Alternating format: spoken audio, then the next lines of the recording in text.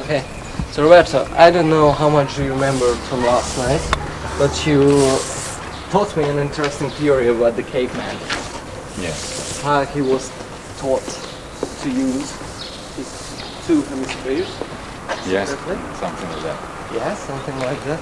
And I would like you to repeat that theory.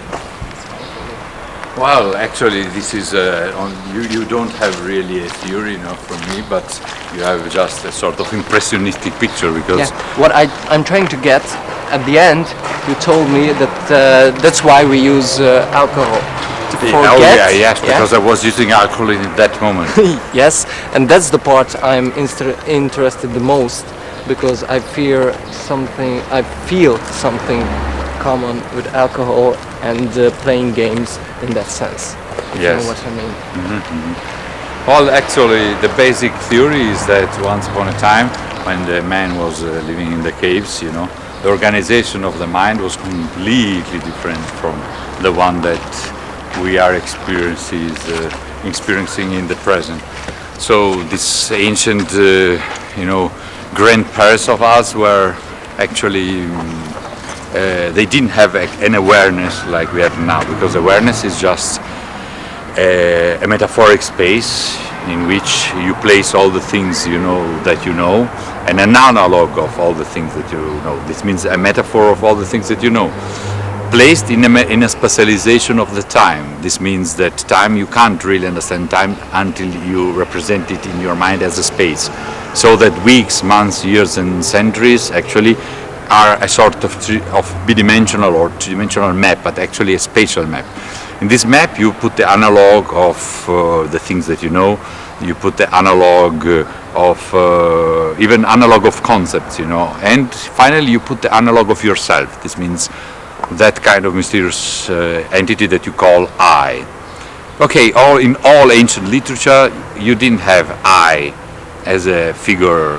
You don't have it in the Bible, you don't have it in the Iliad, you don't have it in all they are only description of other people doing something, but nobody say I do that. Yes, because it's strictly forbidden in the Hebrew religion to say I, because the only I is God.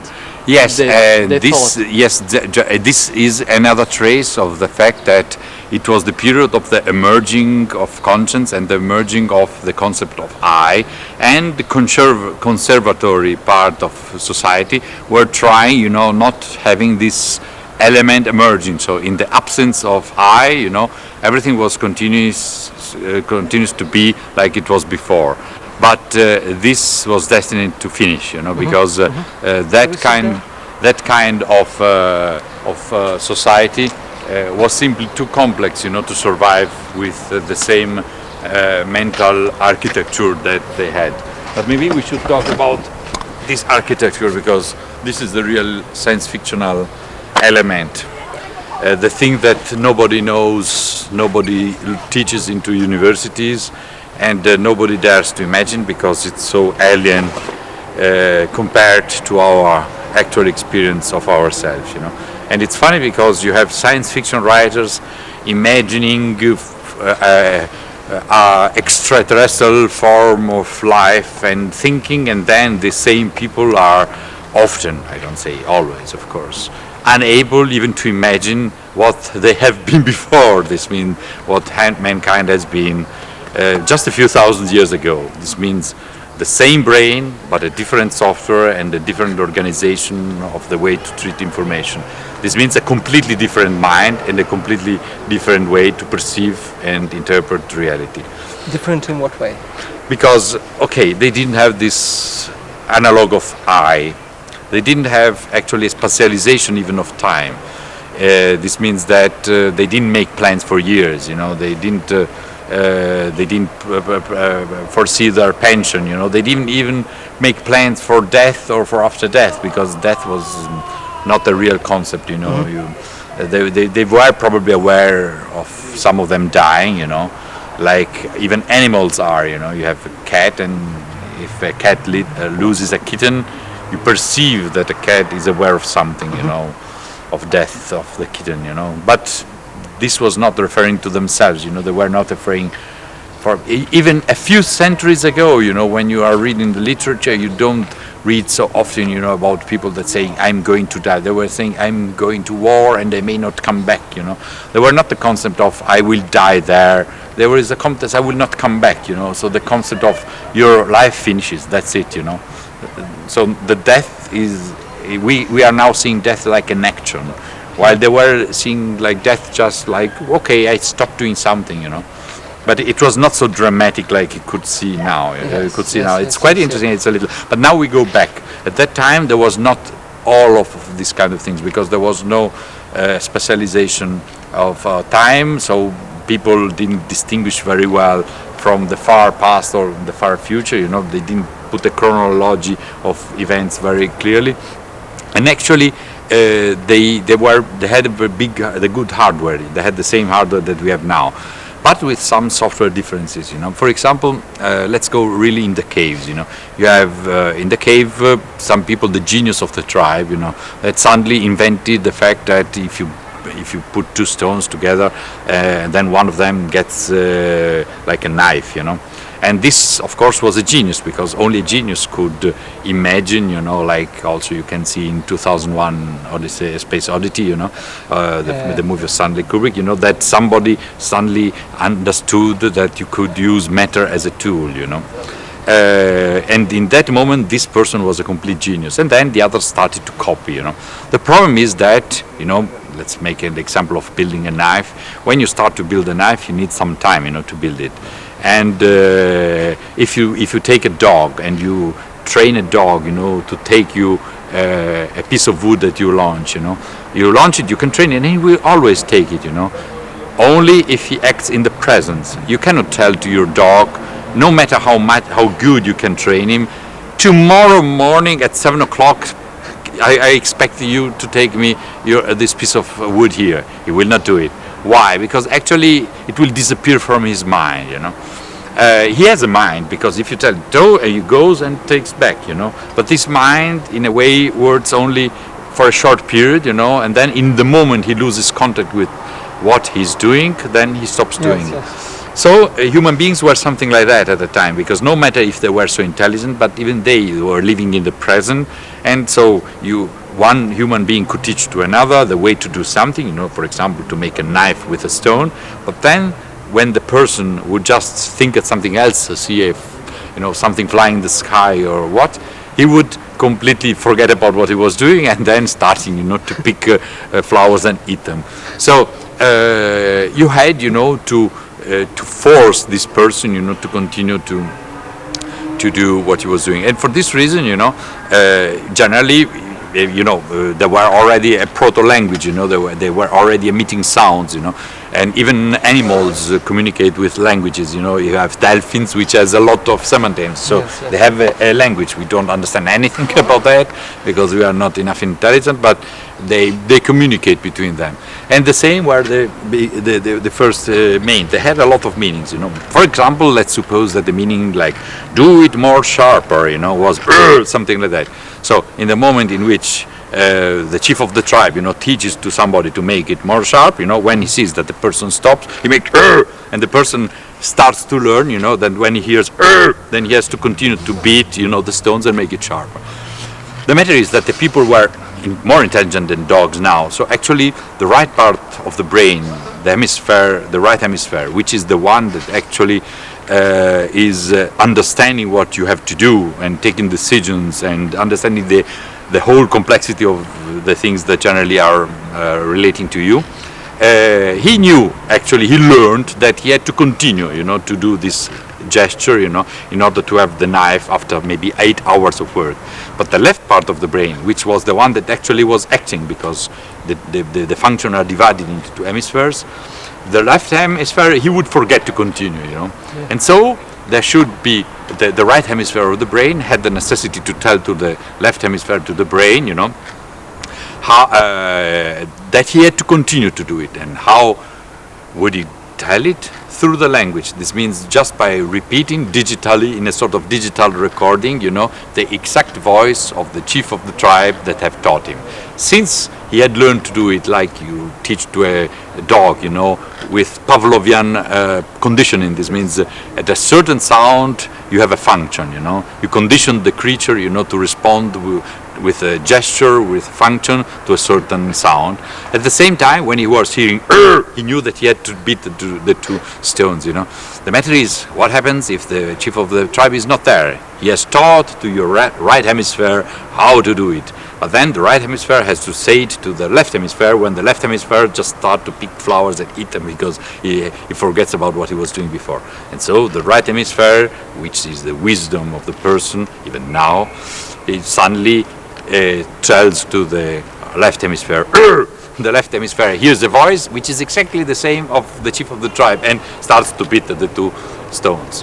This little example is just to say that actually after a while all the possible function in a little tribe and then in a bigger society, even up to the Egyptians actually, it was structured, you know, in a very complex concatenations, you know, of verbal messages that were triggering functions, so that actually the right hemisphere of the brain of all the people was learning all the things that were related with the functioning of their society, and then according to the need of the single situations, the right hemisphere was just telling to the left hemisphere in clear, plain words what the left hemisphere had to say. And these words were coming from what the right hemisphere had learned from his teacher, from the chief of the tribe, from the laws, and so on. So how come we don't hear voices?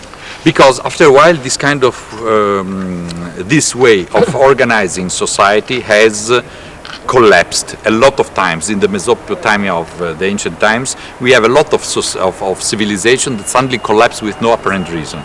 The reason actually is not apparent because we didn't watch into their heads. The problem was that simply this hierarchy of voices that was coming up from the king, that was getting it from the god, simply for unknown reason collapsed because it was too complicated, and it didn't imply awareness and spatialization of time and all these kind of elements, so they were not human in the way we intend them now. And so now and then simply the complexity was too high and everything was breaking down, and you had chaos and chaos and chaos for decades and even centuries, and then a new civilization would rise and so on. At a certain time, during one of these catastrophes, actually somebody for the first time in his brain invented the spatialization of time and started to make projects. And the first project that he did was to kill all the enemies of the first war that he had. And this is known as the most cruel reign of all this ancient Mesopotamian civilization. I don't remember the name now.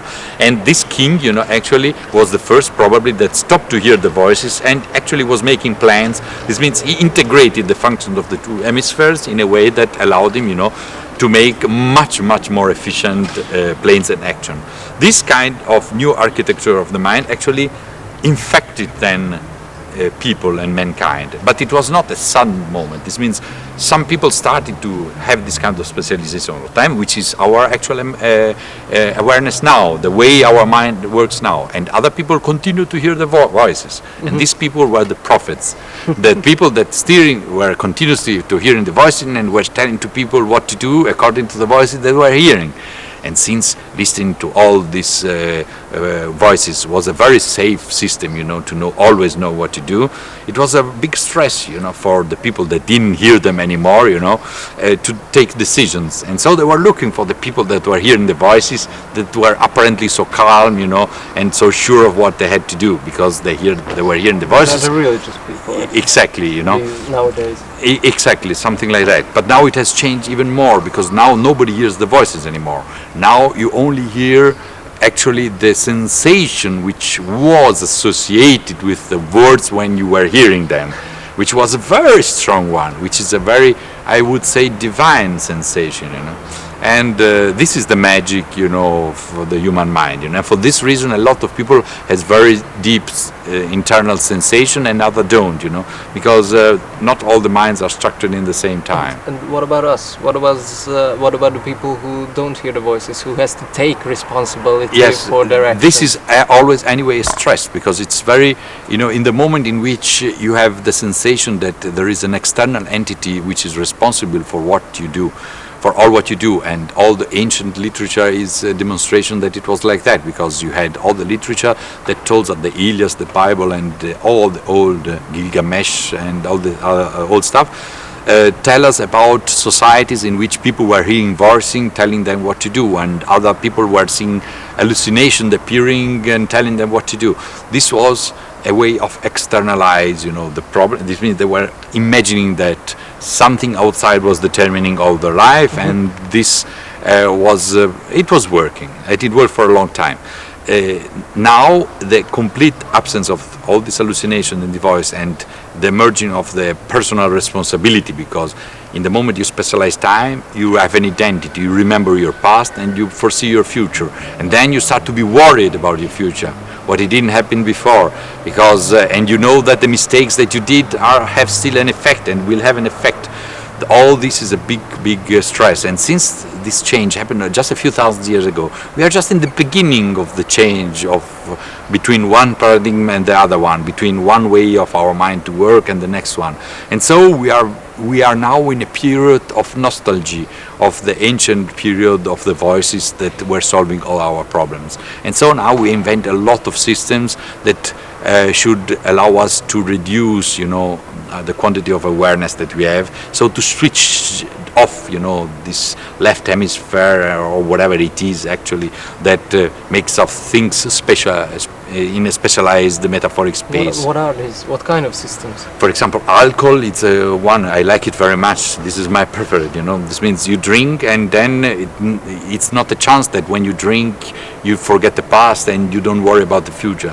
What does it mean? Simply that the metaphor of the past and the future, the specialization of the past of the future, disappear from your mind, just like it has been for thousands and thousands of years, up to a few thousand years ago. This means actually you go back to a previous way of existing. It's like all the people thousands of years ago were drunken actually, or even better said, were schizophrenic, because this is actually the sort of fossil, the mental fossil that we see in society now, because schizophrenic people actually are exactly the kind of bicameral mind person that existed thousands of years ago. These people are the living example of a person that existed 2,000-3,000 years ago. In these people, the spatialization of time in their mind disappears, breaks down, and they go back to the previous state of organization of the mind, which is a mind populated with voices, with no spatialization of time, and all the things that we have been talking about. We call them schizophrenic and think that they are ill, but they are not ill. They are simply out of our actual way of working. It's a bit wild. You're saying all our ancients were schizophrenic. All our ancient has a mind that was working like the schizophrenic mind now, but the problem of the schizophrenic is that their way of perceiving the world is not condevised by the others, and this makes them big problems. I remember schizophrenic people telling me, did you hear what this was speaking? And he was speaking about an hallucination.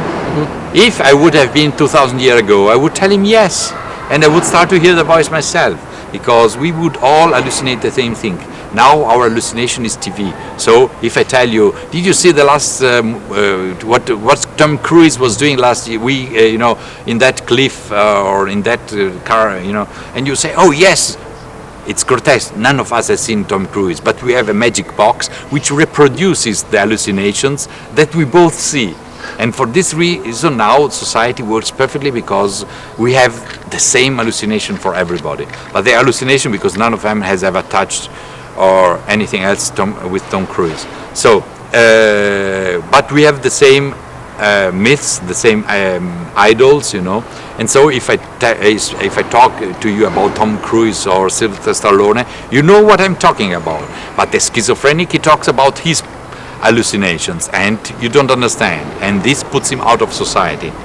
He's not functional anymore. His way of working is not functional. If everybody would be schizophrenic, after a while they would organize in a society. After a while, not immediately, because they should have, in a way, to develop the common divinities first. We have developed them through TV.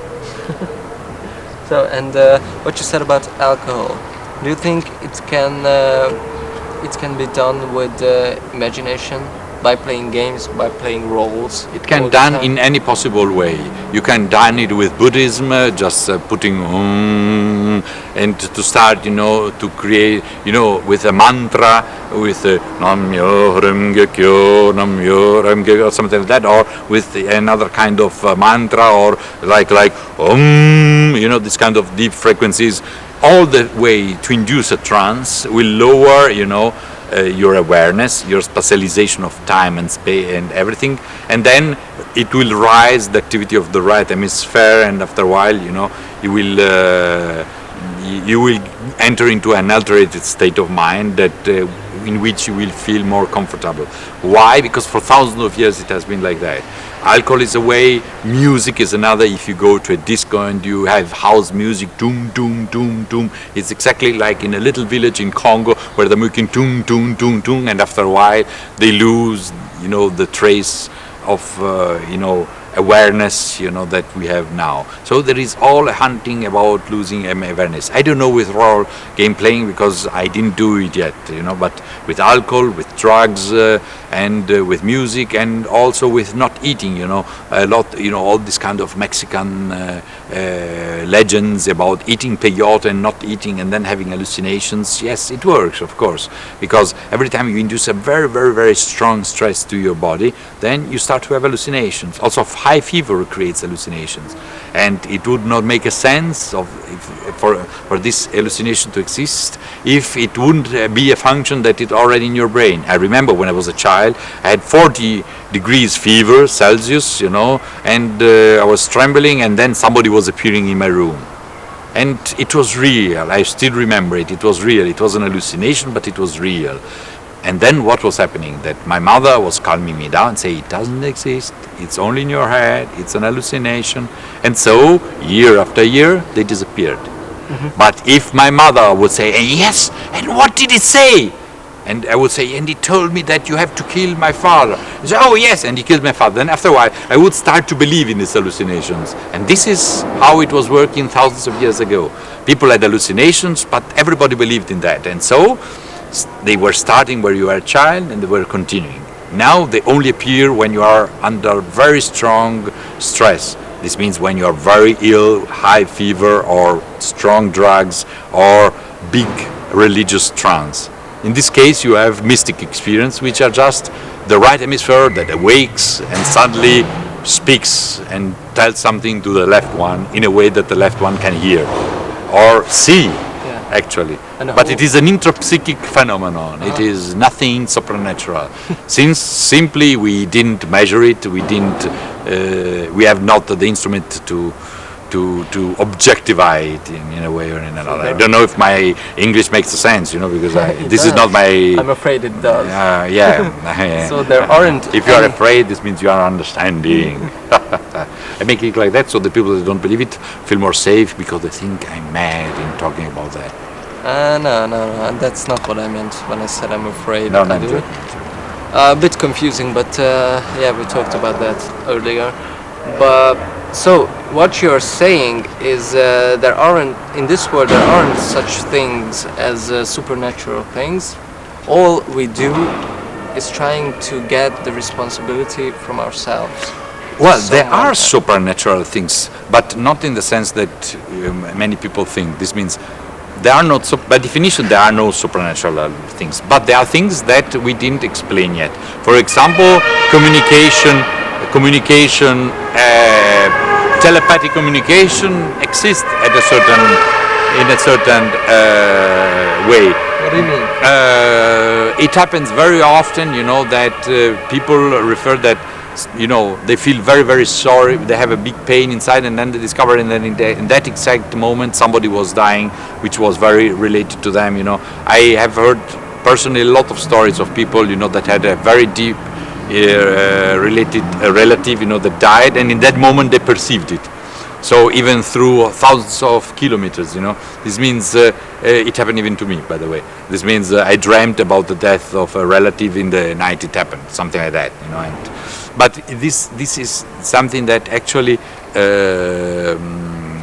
there is a sort of intrapsychic communication, you know, which in a way it's nothing particularly magic. It's simply something which has not been described and should not be also overestimated, you know, because if in the moment you notice that something that you cannot measure and verify and describe happens, then other people start to say, so if this is true, then, you know, the powers of the mind. No, let's keep it down, you know. This means they are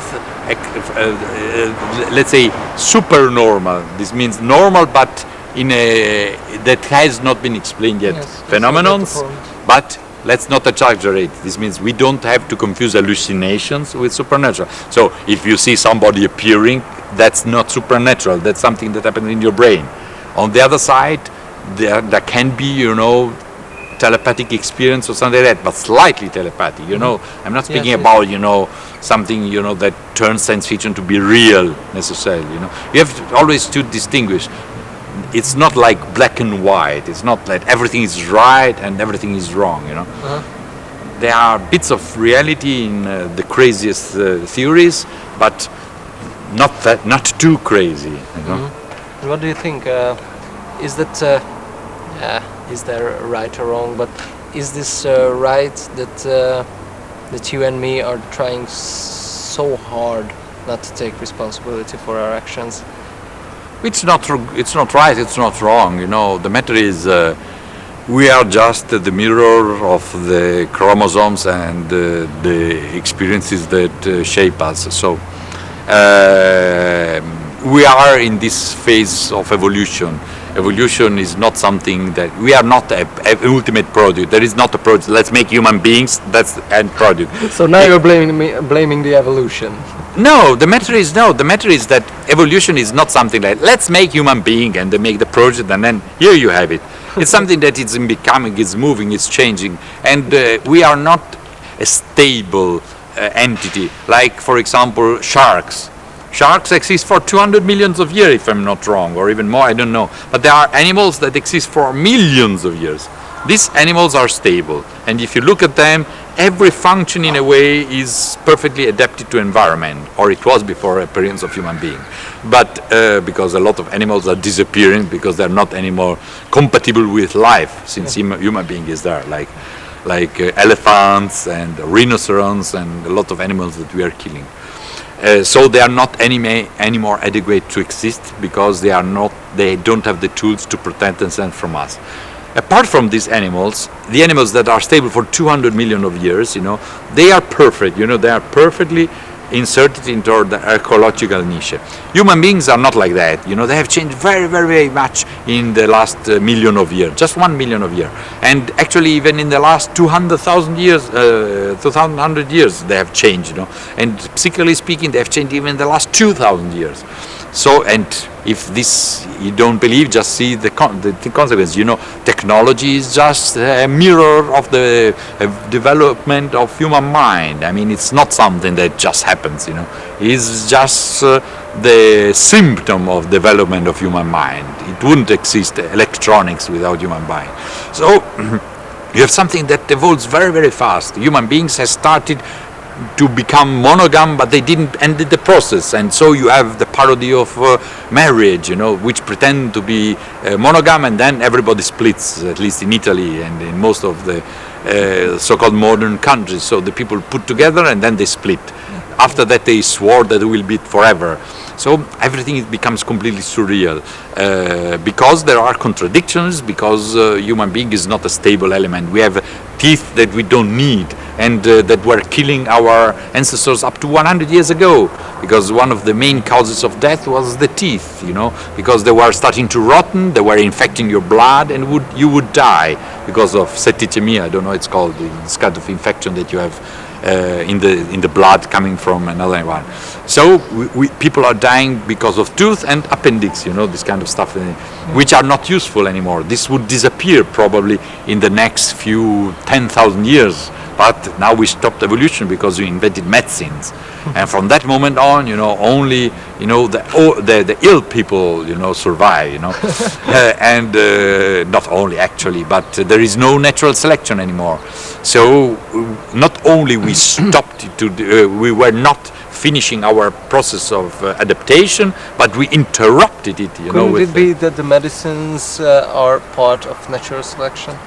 It could be, or not. Who knows? The matter is that they are until they exist. But on the other side, you see that antibiotics are not a real solution, or because, for example, medicine don't put away your teeth, so your teeth will continue to rotten in your mouth, like it shouldn't happen in nature, because we have more teeth than we actually need. So we still have pieces of ourselves that try to kill us. We just protect us with medicines, but they are of course part of the evolutionary system. But then this means that we make a symbiosis with the kind of microorganism that live in the medicines, because this means that which is a sort of mushroom actually, the antibiotics. So and mushroom is not the right word, but I miss it in English. So we have a symbiosis with another form of life that protects us from our teeth. So not to die from our own teeth, we have to take another form of life and put it to kill the bacteria that our teeth host, Yeah, I get the point. Yeah. You mind if I smoke? No, I like it because I'm a passive smoker. Oh yeah. Then isn't it wet? Who? Cold? Who is wet? The bench. Oh no. All right. Not that I notice. Okay. I hope I didn't make it wet. Yeah, I will soon. Yeah, I felt it as a whole theory. This was just the edge of the iceberg. I've been talking random about something that we have been talking yesterday, but it didn't went on tape, so now it's lost inside the space. And I said eventually something else, and I didn't repeat other things. So yeah, but it's just fragments of whatever. I don't know if somebody will be able to extract information from the cocktail of words. Well, it was the point I was looking for actually.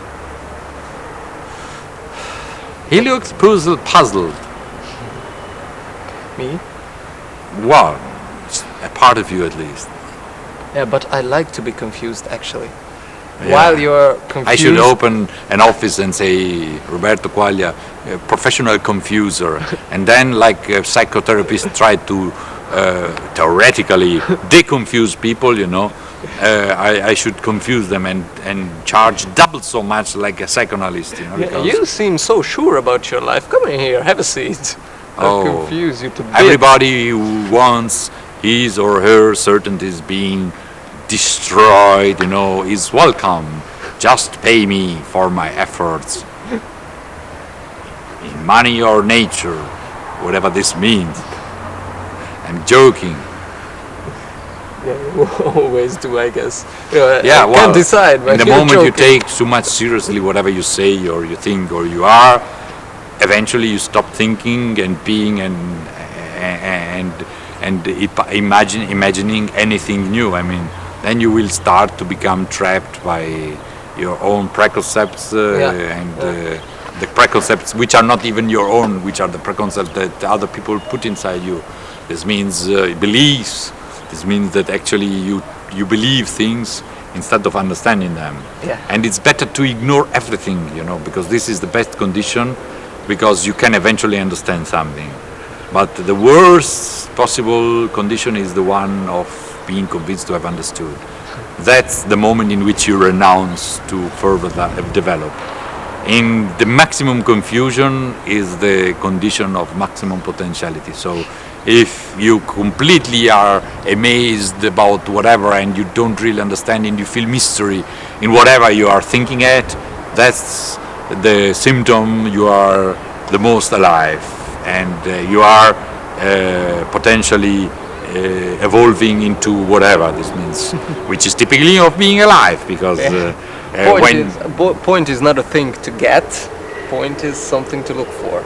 Yeah, well, actually, you never should. Robert Shackley, one of my favorite authors that I would recommend to everybody, once said that in one of his most controversial books, Options, he said something like, there were two people talking. One of them meets the other and say, "What are you looking?" "I don't know, but when I will see it, I will recognize it." "And you?" "I don't know, but maybe that's better so, because knowing what you're looking for can obstacle your activity of looking for it." Yeah. So it's if you know what you're looking for it, you lose all the rest. The way the path is the way, not the target, something like that. It sounds a little Zen, but the concept is if you to look for something is great. The real problem is when you find it. That's your death, mentally speaking. So you have not to find what you're looking for, and more than that, not to know what you're looking for. Because the risk is that if you know what you're looking for, you might find it. And you may not want it. Yeah. Nobody could really desire to find what he or she is looking for, because he would discover that everything is something else, because we only experience the metaphor of things, and so even our wildest dreams are only the metaphor of what we really want. And when we find them, we are not satisfied, and this is the proof. Because we were desiring and wishing for the metaphor of something. And then we find something which is not its own metaphor. And we look for something else. Not even in that okay, it's finished. Okay, but it's okay. It's like life. You don't die in in the moment when there is written the end. That's very nice. And what? The light. Wow. Very What is nice. your point? We should go down. Maybe. That's interesting. Don't you need to go back? We have What time? another. I What think time we have is it? another 15 minutes altogether. Okay. This means 10 minutes movie. We would have. If you don't mind. I don't would mind. I listen like to it that very for much. ages, you know. Huh? I could listen to that for ages. You know, it's strange.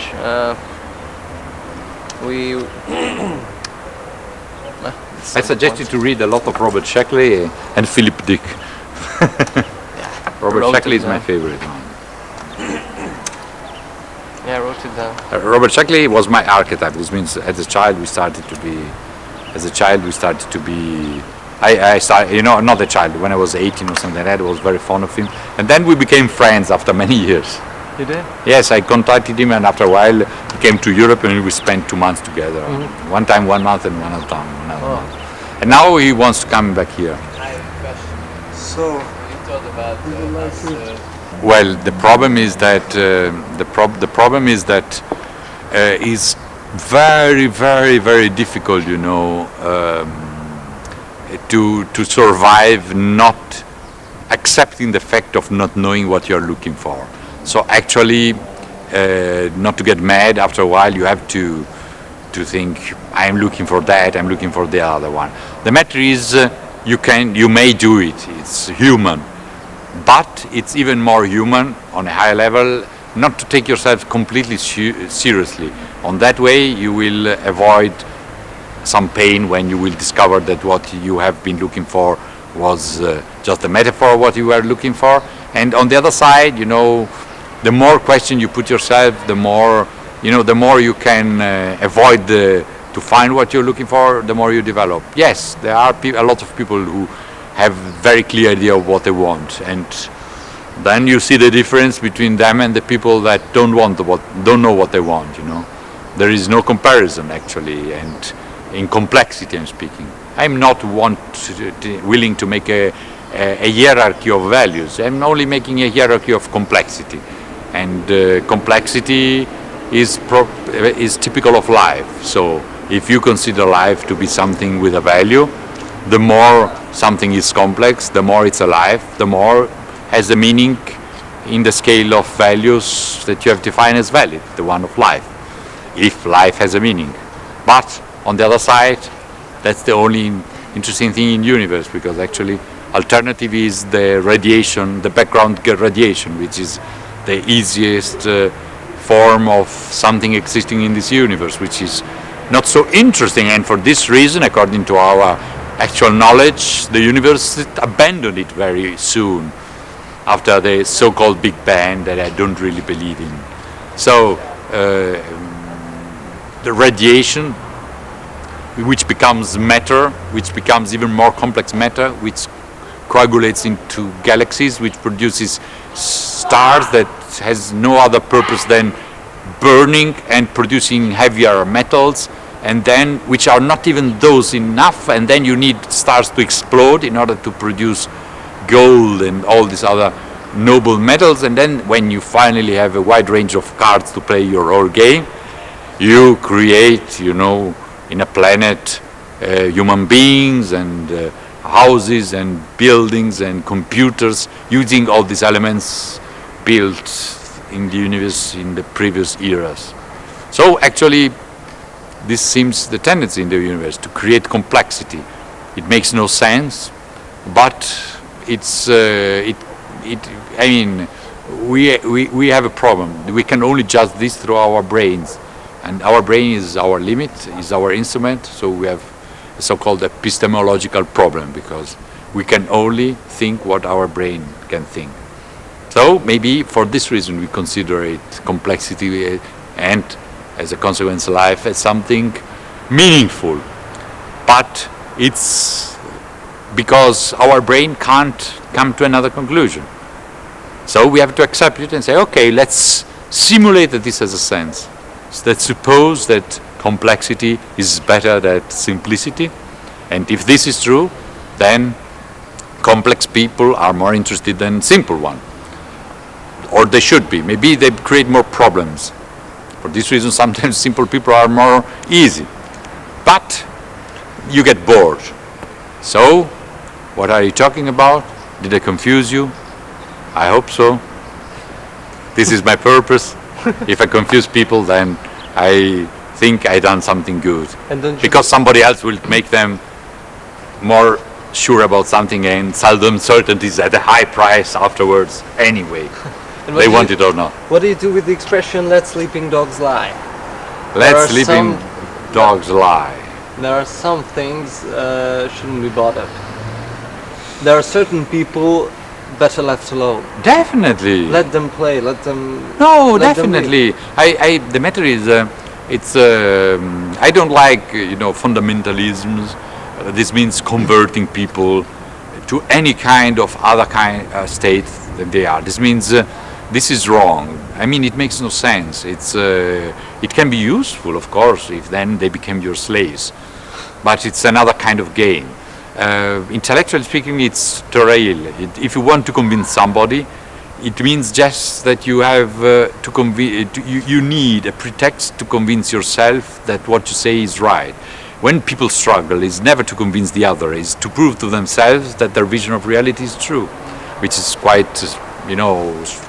stupid actually. So it makes no sense to convert the others. And actually it's not even right, because everybody has his own way, and since everything is completely illusionary and reality is a convention and we only experience the metaphor of reality and everything is by definition illusionary, then let's have everybody has the illusion that they prefer, unless they are trying to damage you, or to convert you. That's another point, then you have to defend yourself. Okay, then what's the point of conversation? What's the point of connection between two There people? are two kinds of possible conversation, in which you play a finite game and in the other one an infinite game. A finite game has rules and has a beginning and has an end and has a winner and has a loser. In this case, I'm trying to sell you a car. No matter if the car is a concept or if it is a bitch. And I am somebody that sells sex. In this case, somebody else is. In this case, you know, you have a game, a finite game, and you can win or lose. Or you have an infinite game in which actually there is no beginning and there is no ending. This is just the interaction between people, and you converse in a way that actually you don't really converse. There is simply an exchange of information, you want it or not. You get surprised about what you say yourself. This means you don't even govern what you say because you don't have a target. If you would have a target, this means convince the other, then you could win or lose, and anyway the death of the talk would be included in the talk because you would not leave your argument. But if the speech is open, this means there is no finality. This is important, no finality in the speech, then the speech becomes the finality of itself. And then something very strange happens that you could call something like creative resonance, because it's a sort of gestaltic gain. Gestalt is a German word that means, you know, the form or substance of something. So this means that in this case our conversation does not convince anybody about anything, but actually just only creates something that is more than the sum of the thing that we have been, that we would have talked separately, you understand? So it's like a metaphoric child is born, you know, which is a new concept that could evaporate in a moment or not, or become, you know, a new philosophy. Who knows? I'm now speaking theoretically. This means people can conversate for the pleasure of seeing what happens by that. In this case, nobody is interested in demonstrating anything because this is the death of this kind of conversation. Or the people can conversate to protect their own vision of reality, and in this case you have a struggle. I'm trying to sell you my idea and you are trying to sell you mine, and nobody wins generally. And if it wins, it's another structure. Then you create hierarchies and you do other things. It's other kind of games, you know, which are the games that make society work. So I don't blame them too much because we would live in an anarchic confusion if these games would not exist. But they are intellectually relevant. They are only useful for maintaining civilization working, and for making it so that when you go to buy the bread, you find it. Because without this kind of games, nothing would exist, because everybody would stop to be what he's convinced to be. The lawyers would stop to be the lawyers, which would be very good, by the way. But the people who made the bread would stop to be the people who made the bread, because they would start to talk about something else. Yeah. And now, okay, I'm becoming more abstract, but this is another discussion probably. Yes, thank you very much. For what? For all this. For interview. Nah, it's just a flow of words, you know. This means... you just said this. Oh, they came out through me, you know. I listen also to them, so I appreciate them myself. Maybe I learned more than you, who knows. Other people would ask me other kind of question, and we would have ended speaking about football. Yeah. It's unlikely, and in this case it would be worse. So you could reasonably thank me if I could have sold you something, but in the moment, and you would like to have bought. But in the moment that actually something happened, it's like you look at the sunset and you say, "Thank you, sunset, for having sat down for me tonight." It's just something that happened, you know. And so words are something that happens or not. Yeah, conversation, if they happen, it has a sense that they happen. But I still gain knowledge from it, you know. So. And who tells you that I don't gain knowledge myself in this kind of situation? So this is what I call a creative resonance, you know, for some reason, you know. I would be surprised. I would be surprised if you gain something. I don't gain it, you don't gain it from me, and I don't gain it from you. We both gain it, you know, from whatever. I don't want to become spiritual, you know, but universe is evolving. It's spiritual in a religious sense, let's say. Spiritual in an intellectual sense has a sense. Because life is spiritual, actually. Because it's not like a stone, so there is something that differentiates. Yeah. But the matter is that actually actually the universe is evolving, and you are just a place. You are a place, and in this place something happens. Sometimes something happens, and sometimes the universe evolves there. Other moments it doesn't. So generally, when you're very happy and something very creative happens, this is the moment in which universe is evolving a little bit inside you too, or more. If you are completely bored and your universe is absent from you, you get the point. You are like an inert place of universe, like a stone, and you don't change. Universe is there, but it's not evolving. So, when words happen, this is just a symptom that the universe is evolving there a little bit. That's your theory of inspiration, I guess. Yes, exactly. But this is inspiration. Yeah, definitely. This is just a place where the universe is doing something. We say, oh, well, that's a good place, to make something happen, and that's happening there, And who knows why? It's not different at all as a guy with faith would say that God is using me as his exactly. instrument. We are all using metaphors, and I am using one metaphor. He's using another metaphor, and they are not so distant because actually then reality is the same, even though the metaphors in which we describe them can be so different, But the matter is that if you go beyond the metaphor and you try to perceive, there is also something that said that the name of God cannot be pronounced. This is very profound because actually the problem is that generally in religions you pronounce it. The matter is you cannot pronounce, this kind of ultimate laws of universe, whatever they are, And the moment which you pronounce, you renounce to explore them, So it's very good, to be spiritual without having a faith. I don't know if I'm clear in what I say. This means not to name what you are believing in, And so you can enhance it more and more, and go deeper and deeper. And it's difficult because it doesn't happen always. It goes in clusters, and then you have periods in which you are a slave or all what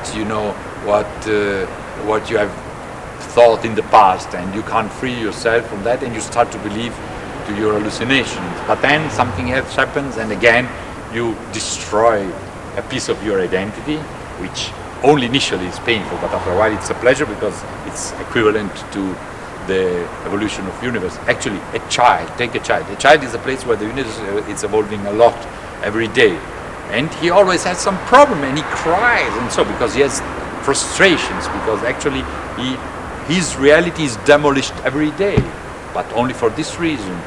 Every day he falls down, his reality is demolished because actually he experienced the universe to be different from what he was. But this is a mistake.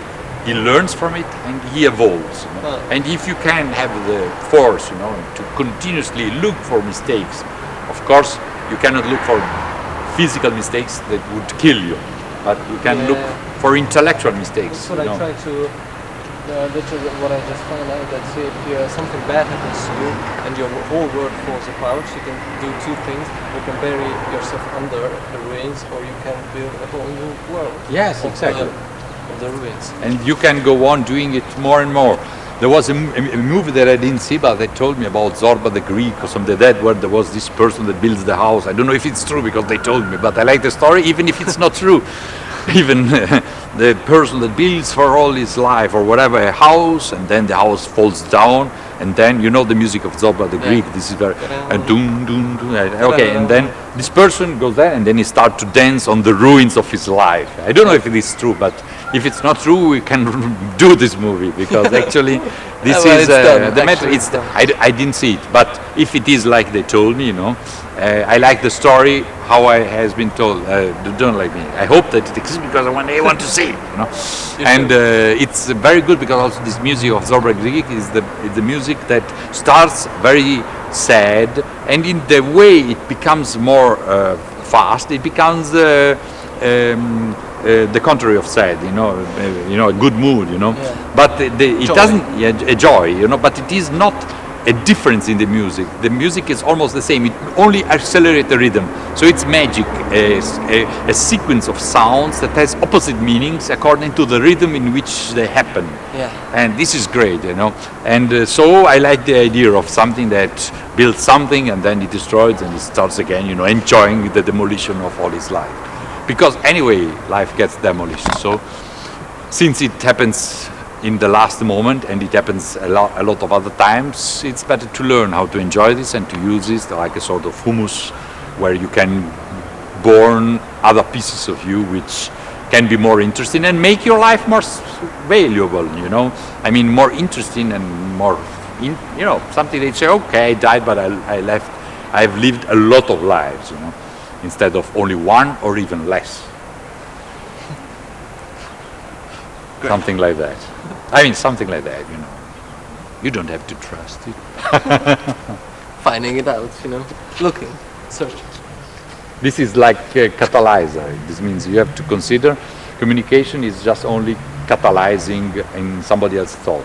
On the other side, I will tell you the final things for now. And then we have to move to the beauty contest. To the beauty contest. And the matter is that actually I don't really believe in communication in the sense that somebody tells somebody something to somebody else. The meaning is in the destination. This means what I told to you now, I could have told to somebody else and somebody else wouldn't have understood it and so I wouldn't have told it. This means that the only meaning that I am able to generate and to transmit is actually the meaning that is already there in the destination, and I can only actually configure to get better the words. So actually I act like an enzyme, a catalyzer. You call it to life. I don't know, it's already life. I only give a form to it, so I give to the other person the tools to put it together, which are the words, and the concepts, which are combinations of words. So that you get the concept, you had the instinct knowledge of exact all what I say, because else you wouldn't have understood it. Else everybody would understand everything that everybody says. And when the information arrives, the information actually is just only the way to order the information that you instinctively already have, because the universe has put it there somewhere and has developed it somewhere, which is better, because to put it is too mystical. And then, you know, you just have now the tools to order that, you know, and then suddenly you recognize, oh yes, that's what I would have always been thinking, or what I knew that was something right. You recognize the truth because you had it. You just see it ordered, you know. You just have the bricks that makes transform it into words and language and concepts, and this makes them for you understandable. This means in the moment you say, okay, now I have the way, you know, to tell to myself exactly what I know and to tell it eventually also to others. So even if I didn't know it, I was looking for these words to make a figure. Exactly these words. I experienced a lot of time in my life to talk to people and to tell them things that I would have never said, and actually to anybody I'm talking to, I say things that I never said to anybody else. This means that this kind of conversation is completely unique. I never did this kind of conversation. I did other kinds of conversation, but very different. I mean, I'm not joking. This means that in this particular situation, this was exactly the kind of meanings that could have been expressed, and this is because of you. Anybody else would have been completely different, no comparison possible. And this is an important note. Sometimes I noticed that with some people I said things that I would have never imagined myself. Actually, I learned a lot when I was not joking. I learned a lot, you know, in a lot of situations, because somebody extracted from me, which is not really true, or let's say extracted from me the catalysator of meanings that I had and that I didn't know, and so actually I learned myself a lot. For this reason I'm speaking about creative resonance, because actually it's not a one-way flow of information like they pretend to do in universities with professors that teach you something that I learned by heart, which makes no sense. And then you don't understand it, but you start to believe it, and which is not or not, you know. And in this case, you don't get a degree. Again, in the university, all over the world. That's the function. And so you know, this is the essence of communication. You know, it's something completely different from what generally somebody would expect. The information is not flowing from one direction; it's just catalyzed from somebody that has simply the tools to have put it together, and it's everything very interesting. Well, actually, I hope it's not boring at least. It's not. The universe is evolving, you know. You just said that right now. Okay, it has evolved too much now. We have to go to the beauty contest and to see what else is happening. Okay, let's get to the beauty contest.